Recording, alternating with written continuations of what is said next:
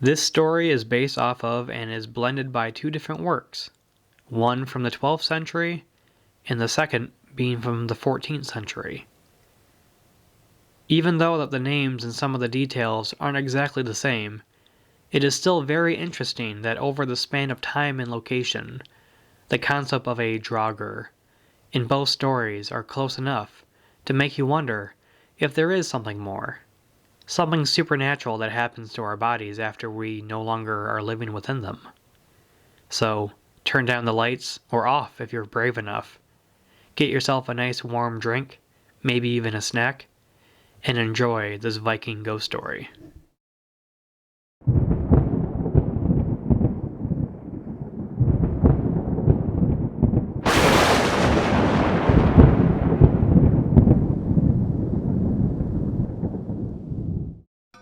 Aran and Asmund were close friends during the Viking Age.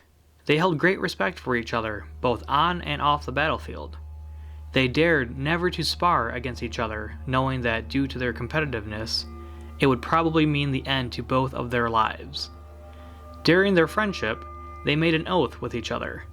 If and when one of them was unfortunate enough to die while the other one still lives, the survivor would put the deceased friend and all of his wealth in a burial mound, and would join him for the first 3 days before they finally say goodbye. With a handshake, the oath was made, and both were up for the task. As time goes on, Aran became ill, and eventually, the mighty warrior drew his last breath. Asmund, while still mourning for the loss of his friend, quickly proceeded to get everything in order to fulfill the oath.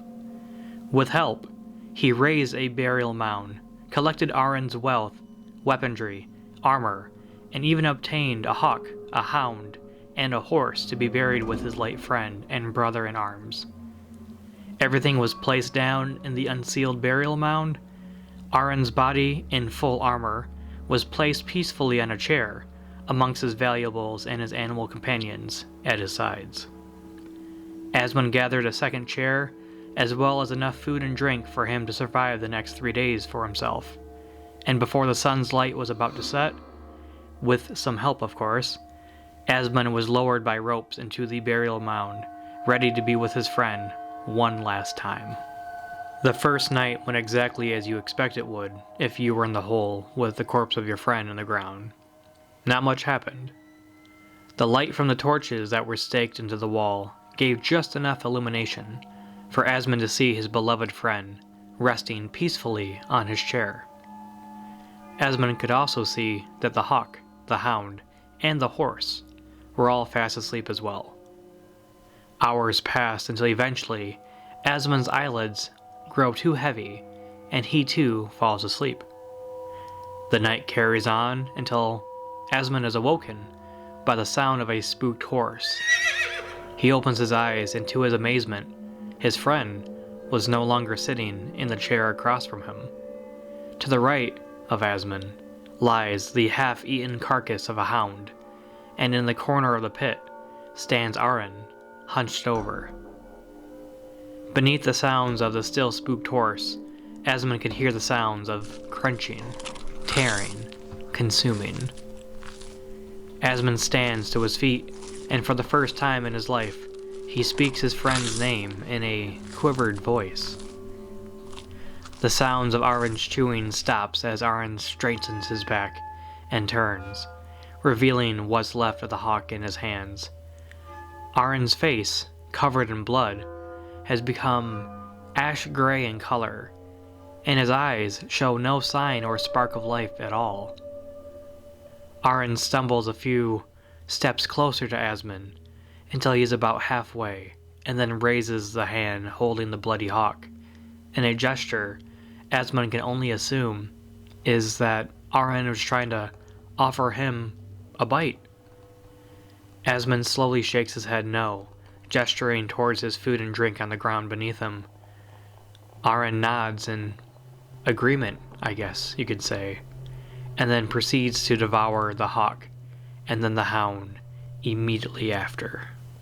Asmund jolts awake. He then picks himself up off the ground. He thinks to himself, it must have just been a horrible dream, as he sees that Aran sits in the exact same pose he placed him on the chair the day before. Surely it must all just be in his head, Asmund thinks as he makes his way back to his side of the pit to grab some water. He sits, and just before he takes a drink, he notices that there's some dried blood on his boots. He then sees that there are 2 dried puddles of blood on the ground, exactly where the hawk and the hound used to be the night before. The hawk and the hound are missing. The second night eventually comes, and Asmund's eyes grow tired and dry from keeping direct eye contact on his friend's corpse all day. Aran, to no surprise, hasn't moved in the slightest, but Asmund knows something isn't right. The darkness of night once again tries to fill the pit, but the torch's lights keep it at bay. Asmund starts to nod off, but then shakes himself awake to try to keep his eye on his friend. Despite his strong will, Asmund once again passes from both physical and mental exhaustion. Asmund awakens to the dreadful smell of blood and decay as he opens his eyes to see that, once again, Aran is not seated in his chair, but he is now in the process of tearing the horse into pieces. Aran looks more like a skeletal and decayed version of himself than he did the night before, with bits of flesh now trying to peel off his bony body. The sight and the sound of Aran chewing chunks of the flesh off the horse makes Asmund gag and nearly throws up. This sound alerts Asmund's undead friend to his presence. Aran stops, looks at Asmund, looks down at the horse, tears off a leg, and then drags the leg of the horse to Asmund. Once again, Aran lifts the leg of the horse in the same act as if you offer someone a meal. Asmund looks down at the bloody horse's leg, holds his mouth tight, and declines the offer. And once again, Aran continues his feast. The scene is unlike anything Asmund has ever witnessed before. Again, when Asmund opens his eyes on the third day, Aran is seated in the exact same pose he placed him 2 days ago. Except for the missing animals and the 3 dried pools of blood on the ground, the pit is exactly how it was when he first got lowered into it. Asmund's mind is confused as he tries to figure out what exactly is going on. How is this all possible? Why is this even happening? Only one more day. Only one more day, he keeps trying to remind himself. This is all just in my head. Perhaps a strange way of mourning the loss of my friend. Maybe this is just me wishing I could have one more feast with him. Only one more day. Only one more day. Throughout the day's light, Asmund cuts off sections of the rope that was used to lower him into this pit to try to secure his friend to the chair. As all corpses would, there was no resistance. None at all. Asmund ties Aran's arms, torso, and legs to the chair. The rest of the day, Asmund drinks and eats what's left of his supply, thinking that perhaps this was all just a hallucination due to lack of nutrition. As the day starts to turn to night, Asmund eventually dozes off, resting peacefully, knowing that Aran remains still and is still restrained to the chair. Asmund feels a sharp pain on the left side of his head as he wakes to see that Aran is biting down on his left ear. Asmund screams in pain as Aran claws at his face to try to silence him. Being held down with unnatural strength, it takes every ounce of his own strength to try to shake off his friend. Aran stumbles back into the ground, but quickly starts to get back up. It was at this moment Asmund sees a reflection of light coming from the torches shining off of his friend's sword resting next to the chair. Asmund bolts towards the chair, feeling the air brush against the back of his neck, knowing that Aran is right behind him. In one swift motion, Asmund draws his friend's blade, turns, and is able to slash off his friend's head right at the neck. The body drops to its knees while the head rolls on the ground, but still keeps eye contact with him. After a second or two, the body starts to move in the attempt to try to find its own head. Asmund hacks down a torch with the sword, kicks the head towards the body, and then stabs the lit end of the torch into the chest of his friend. Aran immediately catches fire and screeches out in a natural shriek. Asmund has had enough. It has been 3 days. His oath has been kept. This thing is not the friend he once knew.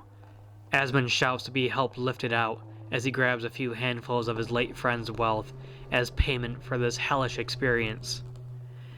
Aran's body is now a pile of ash by the time the helpers get there to pull him out.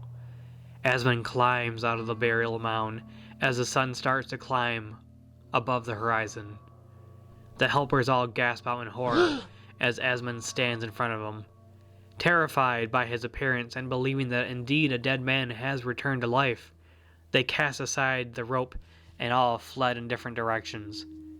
Asmund looks at his reflection in his friend's sword in his hand, and his face indeed now is terrifying to behold.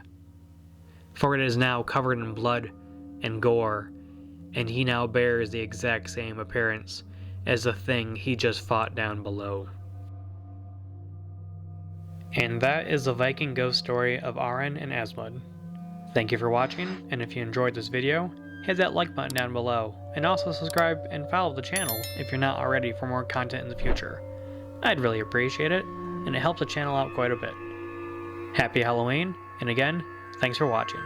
Until next time.